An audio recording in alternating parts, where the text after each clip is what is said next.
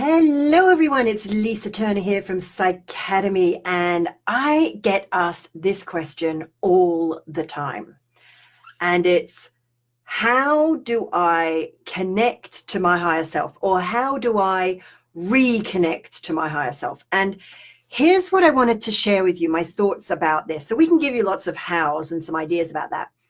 But I wanted to start this little conversation off. I wanted to start this off as a conversation because I actually think this is the wrong question to ask. And here's why. Because when we listen to the words and understand the words within the question, we can then think about what's presupposed in that question. What's the presupposition within the question? How do I connect to my higher self? Well, the first fundamental thing that's presupposed is that you are disconnected from your higher self. And the question I have for you is, how could that ever really be the case? And for most people have this experience of not being connected to their higher self. And I think it's not that they're, because I don't think you can ever truly be disconnected. What I think happens is that your higher, here's my take on it. I believe that that our higher self is always within us, but it's either that we are not able to, or that we've chosen to forget this, or that we're not able to experience it as if our higher self is within us. And I think when that happens, we experience life not working how we want it. That feeling of being disconnected to your higher self.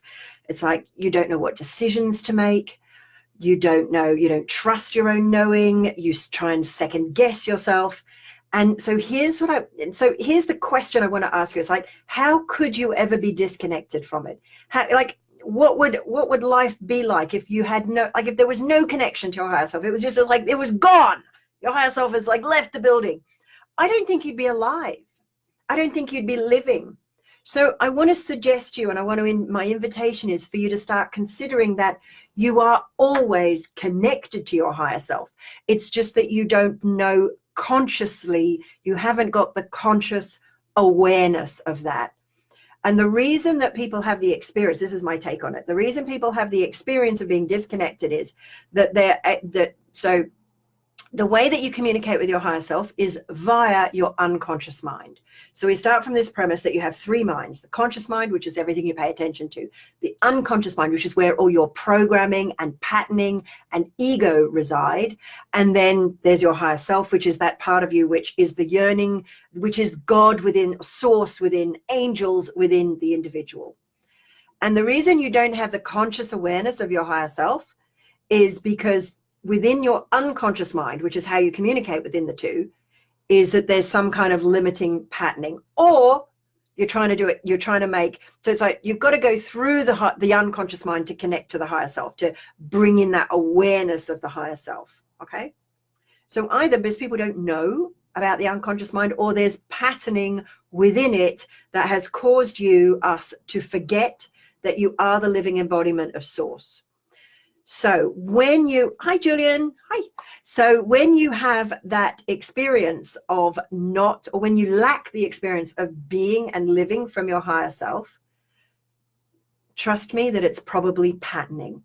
And one of the patterns is, and I think it even comes from religion. So love you to join this dialogue about what do you think stops anyone, all of us, being the living embodiment of source and our higher self. And I think one of the reasons is this word religion. And I love the word. I love looking at words and going into the root of them. So the word religion. So it's which means repeat or again, and then ligion actually comes from the Latin root, which is ligament, which means connection. So the purpose of religion was for us to reconnect to God or source or our higher self. But here's the problem with that presupposition is that here's the problematical presupposition, which is that you're not connected and you need some external priest or go-between to assist you to reconnect, and that the only way you can connect is via the priest or via the organized religion. So my invitation is for you to be reminded that you are the living embodiment of source, and that anytime you don't experience that, it's because of that patterning within the unconscious mind. Now, fortunately, here at Psychacademy, we've developed some really powerful technology, spiritual technology, that helps you adjust that patterning, release limitations, release those blocks, so that you can become, once again, that living embodiment of your higher self. Now, what happens when you do that? Well, what happens when you do that is all spiritual pain is gone. Now, I just want to put this other little suggestion to you, which is this. A lot of people have this idea that, oh, when I'm reconnected, I'll be at peace. Now, here's the thing. That's actually BS. Because what happens is, when you're connected to your higher self, you look out at the world and you go, whoa, there's some stuff in the world that, like, I don't feel like that's, doesn't look to me like everyone's being highly evolved and being the embodiment of their higher self. And there's some stuff going on which is looking like cruelty and unkindness and pain and hurt, both physical, emotional, and spiritual, to others. And you will want to change that. So actually that creates a sense of not being at peace, but also feeling really empowered and motivated to go and do something about that. Just looking for comments. For you to go do something about that, to change it for one person, to change it for millions. And what that makes you is a spiritual leader. So in some upcoming videos, I'm going to talk more about spiritual leadership, but I'm going to leave you with this one question, which is this. Do you believe that if more people in the world were the living embodiment, were working from this true embodying and expression of themselves as their higher self, as source, do you believe the world would be a better place if more people were doing that? Do you believe that your life would be more filled with joy if you were doing that? If you agree with that, what do you think about this? Do you think that we're disconnected and we need to reconnect? Do you believe that we're already connected and we are our higher self? It's just we've forgotten that. What do you think stops you? What stops you personally? What stops you experiencing yourself as your higher self, expressing yourself as your higher self? And yeah, I was going to say more about personality, but I might leave that for another Facebook Live, another live. So what are your thoughts? If you like this video, click the like button. If you really like it and think somebody else would benefit from it, click the share button and share it with others. So your belief is you're worthy, Julian. That is awesome. That's awesome. Here's a little thought about this. Now, this may not be for you and it may be for someone else, but I often have people have this, something that's called, we sometimes call this cognitive dissonance. So thing is, worthy of what? Because in order to believe, so sometimes people know consciously that they're worthy, like you are. We're all worthy as children of source, as a child of the universe. You are worthy of being the embodiment of your higher self, just by the fact, you are your higher self. So so here's the thing, like, you are your higher self. It's a bit like, am I worthy to be me? It's like that. It's almost like the need to say, I believe I'm worthy. And I'm going to assume that you mean you're worthy to be connected to your higher self. If you believe you're worthy to be connected to your higher self, that presupposes that you are not your higher self. Do you get that? Because the higher self has no concept of being unworthy. There's no concept of unworthiness. So this need to even express it as I'm worthy. Now that may be true for you and it may be not. I don't know. I wouldn't dare to presuppose that. But here's something that also people get is like, they have this knowing that they're worthy, but if you feel the need to express that, there's a sense that you don't feel it. And that sense of feeling, of being worthy, of expressing that comes from, if you don't have that, that's a sign that you might have blocks and limitations in your unconscious mind that have you feel maybe you might know you're worthy, and it makes that would make no sense for anyone not to be worthy of being connected to their higher self. That would make no sense. So logically it makes sense. Everyone is worthy of being connected to their higher self. But if you don't feel it, what was it that prompted you to feel the need to express that?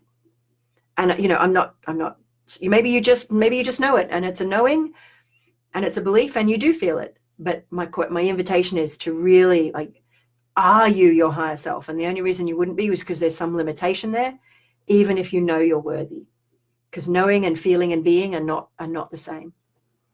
So are you your higher self? And how do you know you're your higher self? How do you know you are expressing yourself as your higher self? And here's, oh, so true. Julian says, thank you. So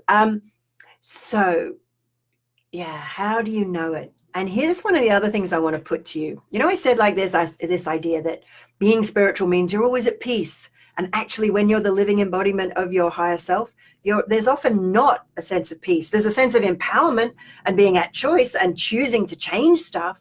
But there might not be this sense of like peace as in, oh, everything's just fine. Because here's the other thing. Sometimes we have this idea that people who are the living embodiment and the expression of their higher self, they're always nice and loving. And it's like, yeah, they're always loving, but being loving doesn't always mean being nice. Sometimes you've got the most spiritually awakened people are the most boundaried, the most blunt, because they got nothing to prove to anyone. They will just say it like it is. And if you get pissed off, that's your stuff, right? They don't need you to like them because they don't have this need. They just connected to they just are their higher self, and their higher self has no need to be liked.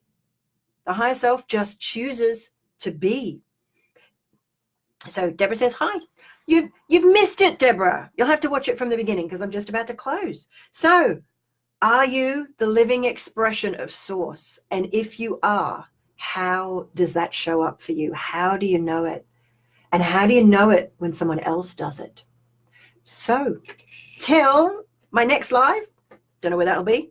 My cat's got hungry now. She needs to be fed. She's making a ruckus outside, so I'm going to go feed the cat. So till our next live, I will see you then. Again, if you liked it, click the like button. If you want to share this, if you think someone else would benefit from this, click the share button. That'll give you loads of kudos because they'll go, whoa, she shared a really cool video. Well, I think it was cool. My higher self says it's cool. So therefore, we're right. And anyone else doesn't, that's your stuff. And that's your choice. Did you see what I did there? Alrighty. Till next time, lots and lots of love. Bye for now. Bye, everyone.